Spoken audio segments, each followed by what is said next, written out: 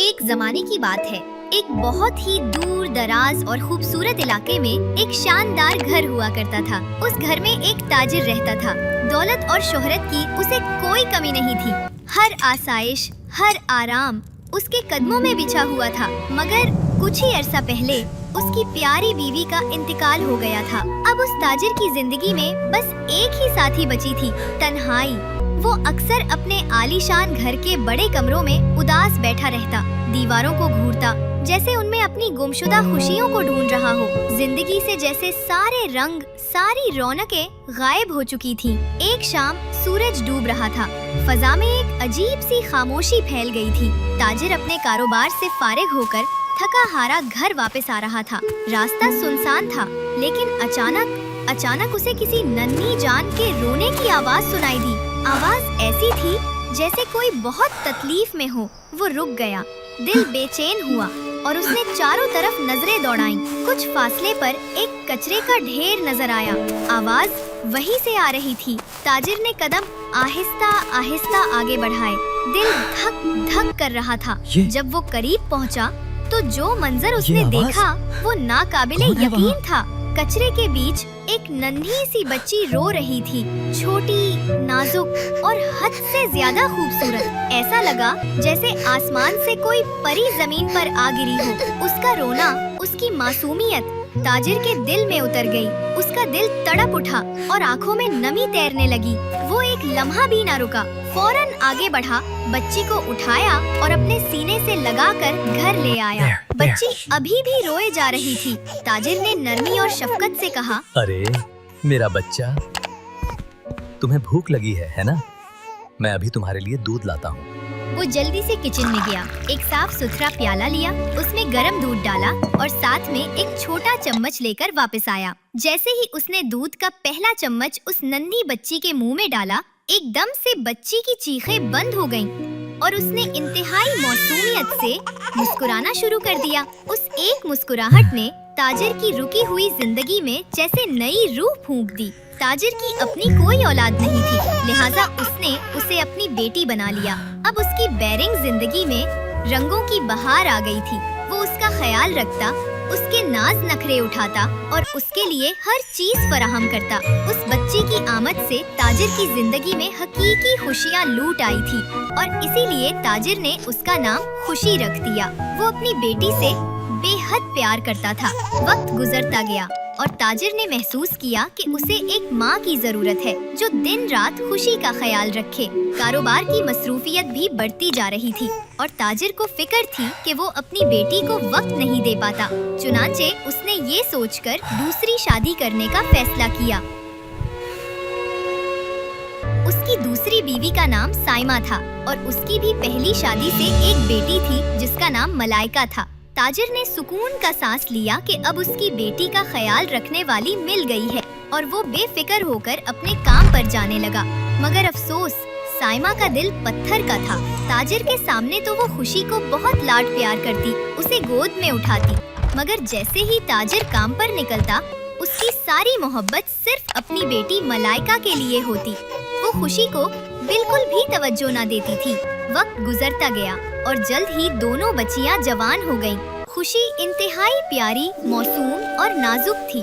उसके इसी हुस्न और नरम दिली की वजह से उसकी सौतेली माँ और बहन उससे शदीद हसद करने लगीं।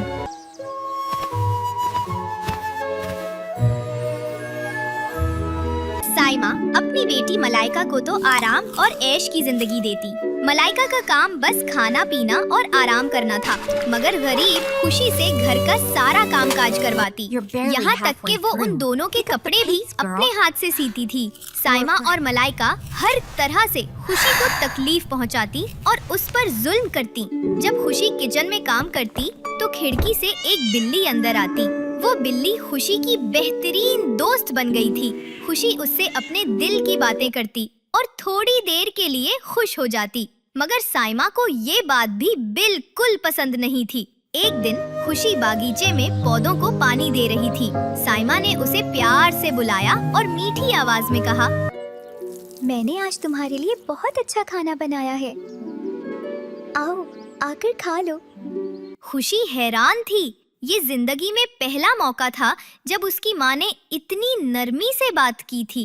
खुशी फौरन जाकर मेज पर बैठी और खुशी खुशी खाना खाने लगी। जब वो खाना खा रही थी तो मलाइका ने शैतानी मुस्कुराहट के साथ कहा, कितनी लजीज लग रही है तुम्हें तुम्हारी बिल्ली। ये खुशी के हाथ से चम्मच छूट गया और उसे फौरन के आने लगी। क्या कहा तुमने? तुमने एक मासूम जानवर को पका दिया। वो जमीन पर बैठकर बेतहाशा रोने लगी। उसे यकीन नहीं आ रहा था कि वो इतने जालिम हो सकते हैं। सारी रात वो बलकती रही और सो नहीं सकी। कैसे हो सकते हैं? अगली सुबह सौतेली माँ ने उसे फिर हुक्म दिया, अरे जाओ, हमेशा घर में पड़ी रहती हो। जाकर गाय के लिए घास काट कर लाओ। खुशी ने अपना टोकरा कंधे से लटकाया और दिल में दर्द लिए खेतों की तरफ चल दी। सारा दिन उसने घास काटी और शाम हो गई। जब वो घास से भरा टोकरा लेकर वापस घर आ रही थी तो रास्ते में उसे एक जख्मी सफेद सांप दिखाई दिया। अरे, तुम कितने प्यारे हो। तुम्हें बहुत चोट लगी है, तुम्हें दर्द हो रहा होगा ना? खुशी ने सोचा कि वो उसे घर ले जाए, मगर अगले ही लम्हे उसे अपनी बिल्ली की दर्दनाक मौत याद आ गई। वो डर गई कि कहीं उसकी माँ और बहनें उस सांप को भी मार ना डालें। उसकी आंखों से आंसू बहने लगे। मैं क्या करूं? मैं तुम्हारी मदद करना चाहती हूँ, मगर मेरी माँ और बहन वो तुम्हें मार। ये कहकर वो कुछ कदम आगे बढ़ी, मगर फिर सांप की तकलीफ देखकर उससे रहा ना गया। उसके दिल की नरमी ने उसके कदम रोक दिए। वो वापस पलटी और उस सांप को अपने टोकरे की घास में छुपा लिया और दबे पांव उसे घर ले आई। वो सीधी अपने कमरे में गई, सांप को बिस्तर पर रखा, फिर उसके जख्म पर दवा लगाई। अब तुम्हारा जख्म जल्दी ठीक हो जाएगा। डरो नहीं, मैं तुम्हारी साथ हूँ। फिर वो दबे पांव किचन में गई और वापस आकर खुशी से बोली, दादा, ये देखो मैं तुम्हारे लिए क्या लाई हूँ। दूध का प्याला। उसने सांप के आगे दूध का प्याला रखा और सांप आराम से दूध पीने लगा। खुशी को वो सांप बहुत प्यारा लग रहा था। वो उसे बच्चों की तरह अपनी सारी कहानियाँ सुना रही थी, अपने दुख बांट रही थी और सांप उसकी बातें बड़े गौर से सुन रहा था। फिर उसने सांप को अपने बिस्तर पर रखा, उसे प्यार से सुलाने लगी और खुद भी वहीं सो गई। जब आधी रात हुई तो एक जादुई मंजर रूनुमा हुआ। वो सफेद सांप इंसान के रूप में बदल गया। दरअसल वो कोई मामूली सांप नहीं था, बल्कि सांपों का बादशाह था। वो बिस्तर पर लेटा उसे हैरानी से देख रहा था और सोच रहा था, कैसी अजीब चीज है ये, मगर है बहुत प्यारी। अगले दिन जब खुशी की आँख खुली तो सांप उसके पास सो रहा था। उसने उसे प्यार किया और बोली, मैं घर का काम खत्म करके तुम्हारे पास आती हूँ, तब तक अपना ध्यान रखना। आज खुशी बहुत खुश लग रही थी। उसे एक नया दोस्त जो मिल गया था जिससे वो अपने दिल की सारी बातें कर सकती थी। वो घर का काम करते हुए गुनगुना रही थी। जब मलाइका ने उसे यूं खुश देखा तो वो बोली, जरूर दाल में कुछ काला है, पता लगाना होगा। मलाइका ने खुशी पर नजर रखनी शुरू कर दी और जब खुशी घर का सारा काम करके फारिग हुई तो वो दोबारा अपने कमरे में चली गई। सांप के सामने जाकर बोली, तुम्हें पता है, मैंने अपना सारा काम मुकम्मल कर लिया और अब हम बहुत सारी बातें करेंगे। सांप उसकी बातें सुनता और खुश होता। दरअसल वो उसे चाहने लगा था। ये सब मलाइका खिड़की से देख रही थी। वो बोली, अच्छा, तो ये बात है। तो ये बात है। आपको पता है, उसने जाकर वो अपनी सांप माँ खुशी को के कमरे में सब कुछ रहता है बता दिया। और खुशी उसे साइमा हम सबसे बोली, छुपा रही अगर है। ऐसी बात है अगर ऐसी तो बात क्यों है, ना उस सांप क्यों को ना इस सबक सांप को सिखाया सबक सिखाया जाए। जाए। रात को जल्दी दोनों करो। माँ बेटी चुपके से खुशी के कमरे में गईं और उसके बिस्तर ये से जाग ना सांप जाए। को आहिस्ता से उठाकर किचन में गर्म पानी के पतीले में उबलने के लिए डाल दिया। हंसते हुए मलाइका बोली, सुबह खुशी का चेहरा देखने वाला होगा जब उसका सांप उबल उबल कर फूल जाएगा। दोनों माँ बेटी हंसते हुए सोने चली गईं। जैसे ही वो वहाँ से गईं, सांप फौरन पतीले से बाहर आया और इंसानी रूप में आकर बोला, क्या बेवकूफ औरतें हैं ये। अब सांपों का बादशाह क्या एक पतीले में नहाएगा? ये कहकर वो दोबारा कमरे में गया और सो गया। अगले दिन दोनों माँ बेटी उठी और खुशी से कहा, जल्दी से हमें नाश्ता बना कर दो।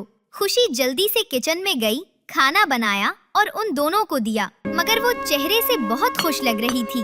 उसकी खुशी उन दोनों को छुभने लगी। मलाइका ने फौरन किचन में जाकर देखा तो पतीला खाली था और उसमें सांप नहीं था। उसने जाकर अपनी माँ को बताया। वो बोली, जरूर कुछ तो गड़बड़ है। खुशी मामूल के मुताबिक घर का सारा काम करके अपने कमरे में चली गई। खिड़की से माँ बेटी भी उसे देख रही थीं। खुशी खुशी से रक्स करती हुई सांप के पास बिस्तर पर जाकर बैठ गई और हंसते हुए बोली, मैं तुमसे सारी बातें शेयर कर सकती हूँ। अगर तुम इंसान होते तो मैं तुमसे शादी कर लेती। फौरन सांप इंसान बन गया और बोला, तो लो, अब मुझसे शादी कर लो।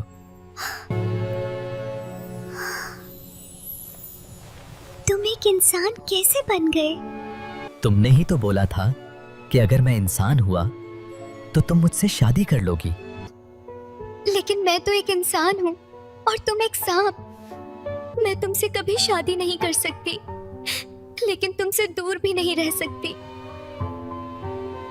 वो रो रही थी कि अचानक सांप ने उसकी गर्दन पर एक सांप का निशान देखा। वो हैरान रह गया। उसने दिल में कहा, ये क्या? इसका मतलब खुशी एक सांप है। उसने खुशी को कहा, फिक्र न करो, सब ठीक हो जाएगा और उसे सुला दिया। खिड़की से बाहर माँ बेटी ये सब देख रही थीं। वो दोनों अपने कमरे में गईं। मलाइका बोली, सांपों का बादशाह, वो खुशी से मोहब्बत करता है। तुम फिक्र ना करो, हम इसे सबक सिखाएंगे। गिश।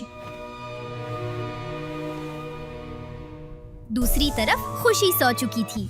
फौरन सांप के बादशाह ने अपनी उंगलियों से जादू किया और अपनी आंखें बंद की। उसे सब कुछ नजर आ गया। दरअसल खुशी की वालिदा, जो कि एक नागुन थी, एक दिन वो एक रास्ते से अपने घर जा रही थी कि रास्ते में उन पर कुछ इंसानों ने हमला कर दिया और वो झाड़ियों में जा छुपी। इसी दौरान खुशी की पैदाइश हुई। खुशी को कोई इंसान नुकसान ना पहुंचाए, इसलिए उन्होंने अपने जादू से उसे एक इंसान में बदल दिया। अब 18 साल तक खुशी एक इंसान ही रहेगी और उसके बाद वो अपनी सांप की ताकतें हासिल कर पाएगी। खुशी को बचाने के लिए उसकी वालिदा ने उसे कचरे के ढेर पर छोड़ दिया और खुद उनकी मौत हो गई। सफेद सांप ने आंखें खोली और बोला, मतलब कि खुशी 18 साल की हो गई तो अपनी पावर्स वापस हासिल कर लेगी।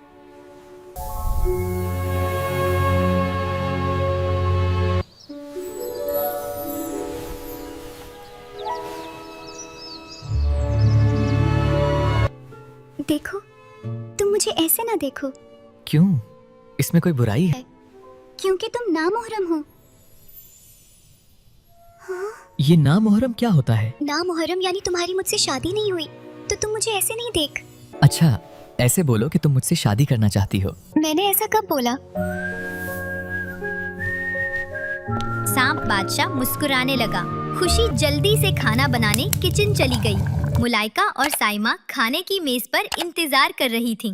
उसने खाना बना लिया और उनको पेश किया। सौतेली माँ बोली, 3 प्याले लाना। वो तीनों प्याले ले आई और वापस चली गई। सौतेली माँ ने उसके प्याले में जहर डाला और उसे आवाज दी, खुशी, आकर खाना खा लो। जी मैं? क्यों? तुम सारा दिन काम करती हो, थोड़ा खा भी लो। ये बोलकर वो दोनों वहाँ से चली गईं और कमरे में इंतजार करने लगी कि अभी खुशी की दर्दनाक आवाज आएगी। खुशी का खाना खाने को जी नहीं चाह रहा था। वो घर के बाकी काम करने लगी। इतने में ताजिर आया और उसने वो जहरीला प्याला खा लिया और एकदम से उसके मुंह से झाग निकालने लगी और वो वहीं मर गया। बाबा, आपको क्या हो गया बाबा? अरे, ये क्या हो गया? कहीं बाबा ने वो जहरीला खाना तो नहीं खा लिया? खुशी की आंखें खुली की खुली रह गईं। जहरीला खाना।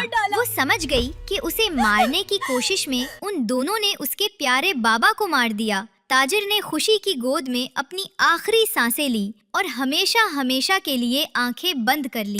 खुशी तेरी वजह से हुआ। वो चाकू लिए खुशी के पीछे भागी। खुशी घर से बाहर भागी, लेकिन बाहर वो ठोकर खाकर जमीन पर गिर गई। जैसे ही साइमा ने चाकू से खुशी पर वार किया, एक बड़े से सफेद सांप की दुम ने खुशी को अपनी लपेट में उठा लिया। वो इतना बड़ा था कि मलाइका और उसकी माँ दोनों डर के मारे जमीन पर गिर गईं। वो कोई और नहीं, सांपों का बादशाह था। उसने अपने हाथ से जादू किया और एक बड़ा सा सांपों से भरा गड्ढा जमीन में बन गया। साइमा और मलाइका इसी गड्ढे में जा गिरे और सांपों की खुराक बन गई। खुशी, तुम सिर्फ एक आम लड़की नहीं हो, तुम भी एक सांप हो। मैं? ये कैसे मुमकिन है? तुम्हें यकीन नहीं आता तो अपनी गर्दन देखो, वहाँ एक सुनहरी सांप का निशान है जो तुम्हारी असली पहचान है। तुम 18 साल की हो गई हो, यानी तुम अब एक हकीकी नागन कहला सकती हो। फिर वो खुशी को अपने साथ सांपों की बादशाहत में ले गया, जहाँ उन दोनों की शानदार शादी हुई और वो हमेशा सांप राजा और सांप रानी बनकर खुशी खुशी रहने लगे।